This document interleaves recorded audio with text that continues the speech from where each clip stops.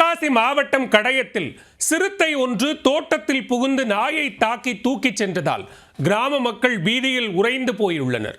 சிறுத்தை கூண்டு வைத்து பிடிக்கப்படுமா?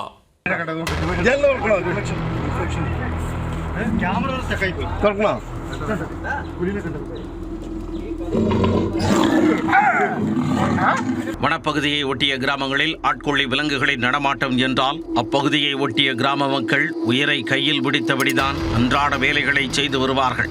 குழந்தைகள் பள்ளிக்கு செல்வதில் இருந்து பெரியவர்கள் வேலைக்கு செல்வது வரை மரண பயத்திலேயே அவர்களது அன்றாட வாழ்க்கை நகரும்.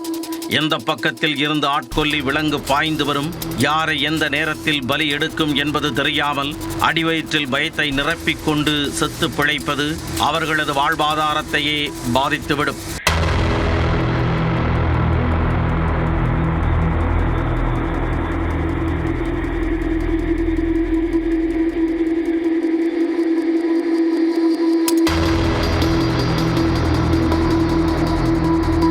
அப்படி ஒரு சம்பவம் தான் தென்காசி மாவட்டம் கடையம் அருகே அரங்கேறியுள்ளது.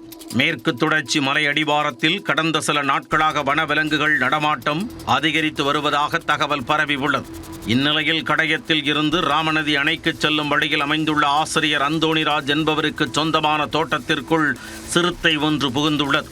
அவரது வீட்டு திண்ணையில் அவர் வளர்த்து வந்த நாய் படுத்து உறங்கிக் கொண்டிருந்தது. மெல்ல மெல்ல பதுங்கி வந்த சிறுத்தை அந்த நாயின் கழுத்தை குறிவைத்து நொடி பொழுதில் கப்பி பிடித்து இழுத்துச் சென்றது. இந்த காட்சி அங்குள்ள சிசிடிவி கேமராவில் பதிவாகி இருக்கிறார். இந்த தகவல் அப்பகுதியில் பரவியதை அடுத்து கிராமத்தினர் பெரும் பீதியடைந்துள்ளனர். தங்கள் வீட்டு குழந்தைகளை வீட்டை விட்டு வெளியே அனுப்பவே அச்சப்படுகின்றனர். அதிகாலையில் இந்த பகுதி வழியாகத்தான் விவசாய பணிகளுக்கும் அணைக்கட்டு கால்வாயில் குளிப்பதற்கும் நடைபயிற்சிக்கும் பொதுமக்கள் சென்று வருகின்றனர். அப்போது சிறுத்தை நடமாட்டம் இருப்பதால் அனைவரும் வீட்டிற்குள்ளேயே முடங்கியிருக்கும் சூழல் ஏற்பட்டுள்ளது. சிறுத்தையை கூண்டு வைத்து பிடிக்க வேண்டும் என பொதுமக்கள் வனத்துறையினருக்கு கோரிக்கை விடுத்துள்ளனர்.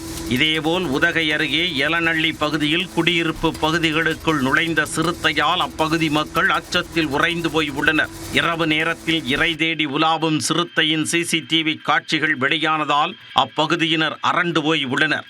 இந்த சிறுத்தைகள் வீட்டில் வளர்க்கப்படும் நாய், பூனை உள்ளிட்ட செல்ல பிராணிகளை வேட்டையாடி செல்கிறது. வனத்துறையினர் சிறுத்தை நடமாட்டத்தை கண்காணித்து சிறுத்தையை கூண்டு வைத்து பிடிக்க வேண்டும் என கோரிக்கை விடுத்துள்ளனர்.